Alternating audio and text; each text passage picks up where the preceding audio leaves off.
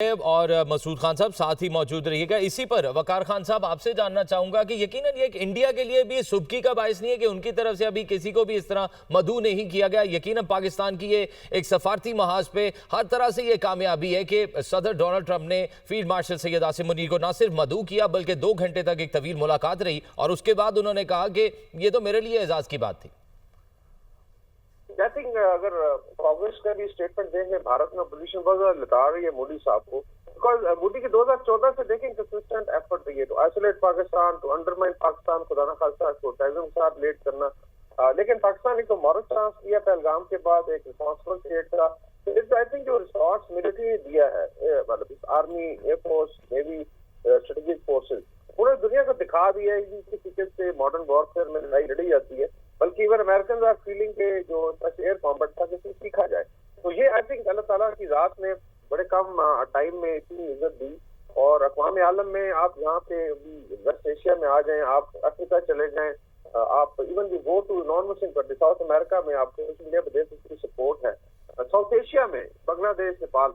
तो I think ये एक एक्नॉलेजमेंट है। और आई थिंक ऐसा बोल कि after 10th May Pakistan is a very different Pakistan, और इसी तरीके से हमने आगे चल रहे हैं। बाकी मैं थोड़ा ऐड कर दूं कि Pakistan is also I would say West Asia में एक बैलेंस और पीस का किरदार अदा कर सकता है, क्योंकि ऑन ग्राउंड जो भी इसराइल की हालत है काफी बुरी है। स्कॉट रिटर ने बताया जी कि ऑलमोस्ट का डिफेंस मैच हो चुका है, एयरफोर्स के लिए जगह नहीं है वहां पे जहाज खड़े करने की, साइप्रस शायद ऑपरेट कर रहे हैं।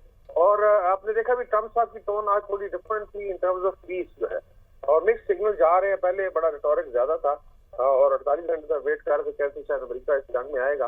लेकिन मे भी इस बात से भी आई थिंक चीजें आगे बढ़ी हों कि पीस के लिए कुछ एफर्ट किए। पाकिस्तान इस वक्त आई थिंक बिकॉज ईरान के लिए पाकिस्तान में कॉन्फिडेंस है। आपने देखा इसका पार्लियामेंट ने एक्नॉलेज किया, अवाम एक्नॉलेज कर रही है, और पीस हर कोई चाहता है। सब पाकिस्तान इंडिया के कॉन्टेक्स्ट में अमेरिका, सऊदी अरेबिया और टर्की ने बड़ा रोल प्ले किया था। कॉमन फ्रेंड्स होते हैं। I think Pakistan is a unique position because Iran के जो फ्रेंड्स हैं उसमें सबसे पहले पाकिस्तान आगे आया था, डिस्पाइट के हमारी इनके साथ डिफरेंसेस रहे हैं।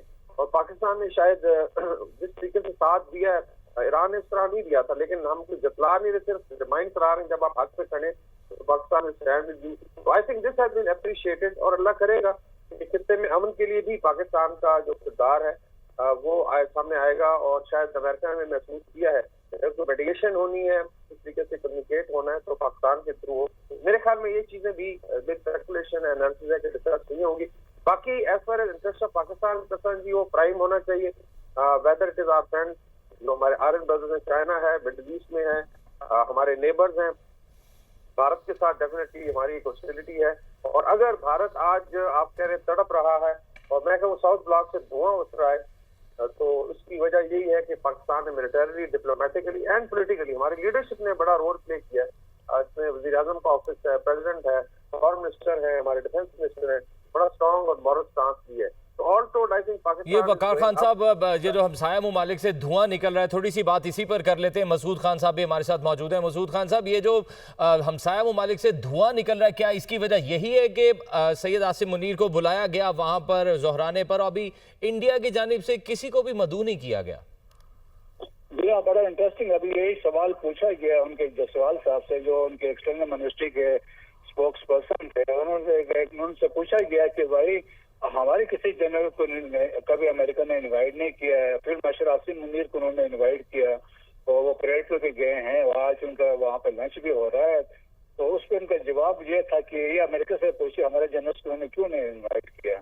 तो अभी देखें वहाँ तो इंडिया में एक मातम का समा है, वहाँ पे चीख व पुकार है। और देखें जिस तरह हम तो यही कह सकते हैं कि अल्लाह की तरफ से इज्जत दी है, पाकिस्तान की इज्जत हुई है। देखें कितने सालों के बाद पाकिस्तान ने साबित किया कि पाकिस्तान में एक ऐसी लीडरशिप है कि पाकिस्तान ने किसी चीज पे कंप्रोमाइज नहीं किया, पाकिस्तान की दिफा में कंप्रोमाइज नहीं किया, पाकिस्तान की सॉवरेनिटी पे कंप्रोमाइज नहीं किया। जो वादा किया था उन्होंने कहा था जब हम जवाब देंगे तो दुनिया सबको पता चल जाएगा, इसमें कोई चीज छुपाने वाली बात नहीं है। And then we did it accordingly. और अब 26 टारगेट्स पे गए, स्ट्रेटेजिक टारगेट्स पे गए, आपकी एयरफोर्स ने साबित किया, आपके आर्मी ने साबित किया, और आपके जो फतेह 1 फतेह 2 है, जो आपकी मिसाइल से जो तक तो हम गए नहीं, लेकिन उन्होंने भी साबित किया, आपकी नेवी तैयार खड़ी थी। तो पाकिस्तान की लीडरशिप को क्रेडिट जाता है। पाकिस्तान ने जिस तरह मैंने कहा 5 घंटे में हमने अपने से 11 गुना बड़े दुश्मन को जेर कर दिया और वो भागे भागे गए अमेरिका के पास सीज फायर के लिए, सऊदीज के पीछे गए सीज फायर करवाओ। तो ये क्रेडिट जाता है आज। इसीलिए दुनिया देखें, जब आप अपने पांव पे खड़े होते हैं, आपके पास पावर होती है और आप डिमॉन्स्ट्रेट करते हैं, तो फिर आपकी इज्जत भी अकॉर्डिंगली होती है। यही वो पाकिस्तान ने वो मकाम हासिल किया बड़े अरसे के बाद। अब दुनिया भर में जो हमारी डेलीगेशन पार्लियामेंटेरियंस की गया हुआ था, वो भी यही बता रहे हैं कि हर जगह पे जाके उनकी पजीराई हुई है और पाकिस्तान के मौक़िफ़ को सब ने एक्सेप्ट भी किया है। तो देयरफॉर देखें कि India has been defeated diplomatically, militarily और पॉलिटिकली, और एनरस से देखें जो उनका पॉलिटिकल करेंसी है या पॉलिटिकल जो उनका एसेट्स है विद द डोमेस्टिक ऑडियंस में, वो उनके हाथ से निकल गया है। मोदी साहब की जो एक ग्राफ था वो मजीद नीचे गिर गया है। अभी गवर्नमेंट भी उनके कोलिशन पे है, अपोजिशन तो उनके हाथ धो के पीछे पड़ गई है कि अभी उनसे सवालात उठाए जा रहे हैं।